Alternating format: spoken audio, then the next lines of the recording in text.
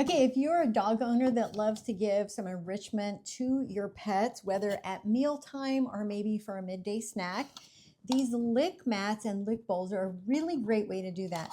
So this is from the brand Normon. Thank you for sending this over. I have a 70-pound female Doberman who loves to work for her food. So this one's pretty simple. Basically, this top piece is going to come out. So I'm going to pull that out of here. And there's a little roller ball in it. And so it's not going to come out. It's like attached in there. And you're going to fill this basin with their treat. You can use bone broth. I'm going to do a mixture of plain Greek yogurt with some pumpkin puree. Really any liquid kind of treat. Now, always be mindful when you're making these kind of treats for your pet to balance out calories. So if you are going to be doing these every day, you definitely want to cut down on the amount of kibble that you give them, whether you do once a day or twice a day, because this is going to add more calories to their diet. My girl has to have one of these every single day at lunchtime. If I don't have it ready, I'm going to hear about it.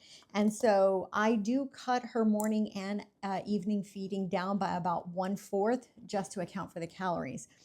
So basically, I'm just going to take some of this and I'm going to put it down in here, however much. I mean, again, you do want to monitor how much. I do not fill this completely.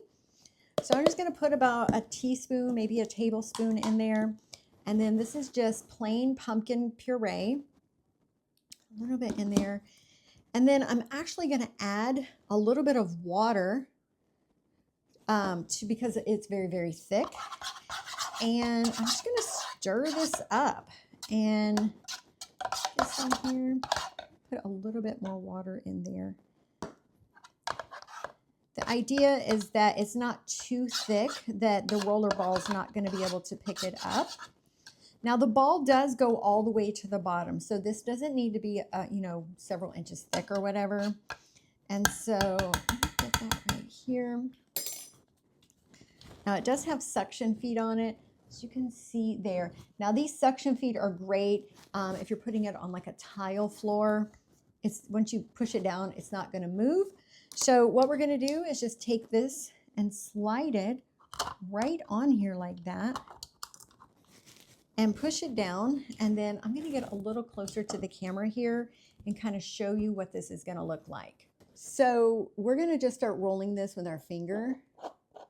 And you can see the good stuff comes out right there. So let's go give it to Lila and see what she thinks.